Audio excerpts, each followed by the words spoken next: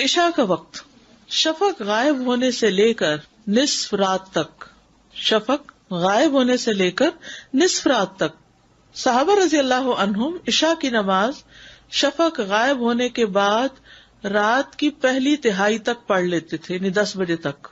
5 بجے اگر سورج غروب ہو تو پہلی تہائی کب ہو جائے گی؟ 10 بجے تک، دوسری پھر 2 بجے تک، اور عشاء کی نماز کا وقت رات کے پہلے نصف تک ہے. یہ صحیح مسلم کی روایت ہے. اول وقت جوہینا قبیلہ کے ایک آدمی سے روایت ہے، وہ کہتا ہے میں نے رسول اللہ صلی اللہ علیہ وسلم سے سوال کیا کہ میں عشاء کی نماز کب پڑھوں؟ آپ نے فرمایا نماز عشاء اس وقت ادا کر جب رات پوری وادی کے پیٹ کو بھر دے، یعنی جب پوری وادی پہ اندھیرا چھا جائے. آخری وقت، اور جب تم عشاء پڑھو تو آدھی رات ہونے تک اس کا وقت ہے. فَإِذَا صَلَّيْتُمُ الْعِشَاءَ فَإِنَّهُ وَقْتٌ إِلَى نِصْفِ اللَّيْلِ. اب صحیح مسلم کی روایت میں، اس روایت میں جس میں حدیث کا نمبر 1419 ہے، نصف اللیل الاوسط آتا ہے، اور دوسری میں الی نصف اللیل آتا ہے. عشاء کو کبھی جلدی پڑھنا اور کبھی مؤخر کر کے پڑھنا.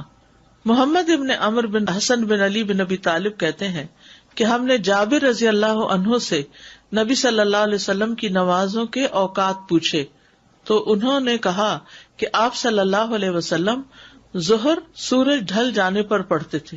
کب پڑھتے تھے ظہر؟ سورج ڈھل جانے پر.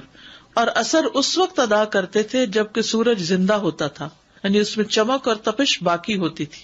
اور مغرب اس وقت پڑھتے جب سورج غروب ہو جاتا تھا. اور عشاء میں جب لوگ پہلے جمع ہو جاتے تو جلدی کرتے، اور جب کم ہوتے تو تاخیر کر لیتے. عشاء میں جب لوگ پہلے جمع ہوتے تو جلدی پڑھ لیتے، اور جب کم ہوتے تو ذرا انتظار کر لیتے. عشاء میں تاخیر پسندیدہ ہے. رسول اللہ صلی اللہ علیہ وسلم نماز عشاء کو دیر سے پڑھا کرتے تھے. سنن نسائی کی روایت ہے. ایک اور روایت میں آتا ہے آپ نے فرمایا اگر یہ خطرہ نہ ہوتا کہ میں اپنی امت کو مشقت میں ڈال دوں گا تو میں انہیں عشاء کی نماز مؤخر کرنے کا حکم دیتا کہ دیر سے پڑھ لیں.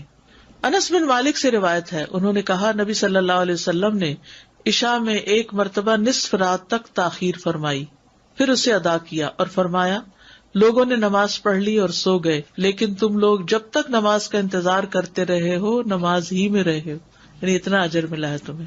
لیکن ایک مرتبہ پڑھائی، بار بار ایسا نہیں تھا، کیونکہ آپ کو معلوم تھا کہ لوگوں پر یہ مشکل ہے. جو کام پر جاتے ہیں انہیں صبح اٹھنا ہوتا ہے، پھر نیند نہیں پوری ہوتی. ابو موسیٰ سے روایت ہے، انہوں نے فرمایا میں اور میرے وہ ساتھی جو میرے ساتھ کشتی میں آئے تھے کسی دوسرے علاقے سے، وادی بطحان میں پڑاؤ کیے ہوئے تھے، جبکہ نبی صلی اللہ علیہ وسلم مدینہ میں تھے، یہ مدینہ سے باہر تھے. چنانچہ ہر رات عشاء کی نماز کے لیے ان میں سے چند آدمی نبی صلی اللہ علیہ وسلم کی خدمت میں باری باری حاضر ہوتے.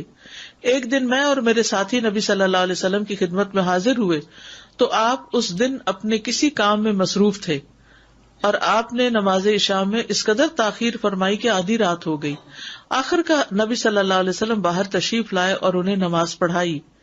اپنی نماز سے فراغت کے بعد آپ نے ان کے لیے فرمایا جو موجود تھے ذرا ٹھہرو، خوش ہو جاؤ، کیونکہ تم پر اللہ کی یہ نعمت ہے کہ اس وقت تمہارے علاوہ لوگوں میں سے اور کوئی نماز نہیں پڑھ رہا.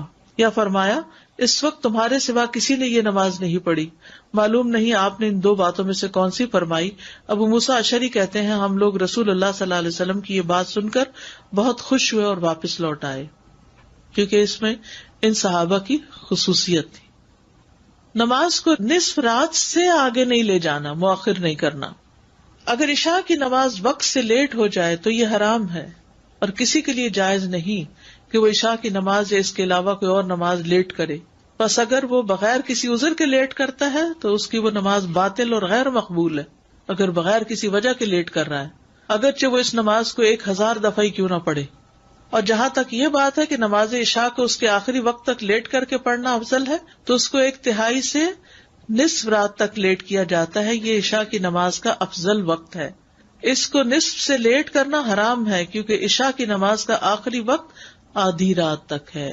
بس بعض لوگ کیا کرتے ہیں، تہجد کے وقت عشاء کے فرض بھی پڑھ رہے ہوتے ہیں کہ ابھی تو فجر تک وقت ہے. فجر تک نہیں ہے، کب تک ہے؟ آدھی رات تک. عشاء سے پہلے سونے اور بعد میں باتیں کرنے کی ممانعت. ابو برزہ رضی اللہ عنہ سے روایت ہے کہ رسول اللہ صلی اللہ علیہ وسلم عشاء سے پہلے سونے اور اس کے بعد گفتگو کرنے کو ناپسند فرماتے تھے. شفق غائب ہونے کی جو بات ہے، شفق احمر یا شفق ابیض؟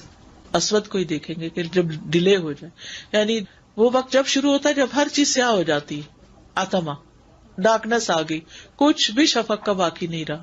اب یہاں پر مسئلہ یہ ہے کہ گرمیوں میں کیا ہوتا ہے، روشنی جا کے نہیں دیتی، اندھیرا ہوتا ہی نہیں، کیونکہ عشاء کی نماز اندھیرے کی نماز ہے. تو اب اس میں مجبوری ہے، کچھ جگہوں پر تو اس سے بھی زیادہ روشنی رہتی ہے، اور آگے نارتھ کی طرف چلے جائیں تو وہ تو پھر ایکسیپشنل صورت ہے. ادروائز جو حکم ہے عام طور پر جیسے سعودی عرب کے اندر یا مڈل ایسٹ کے اندر تو اندھیرے کا ہی وہ کیا جائے گا.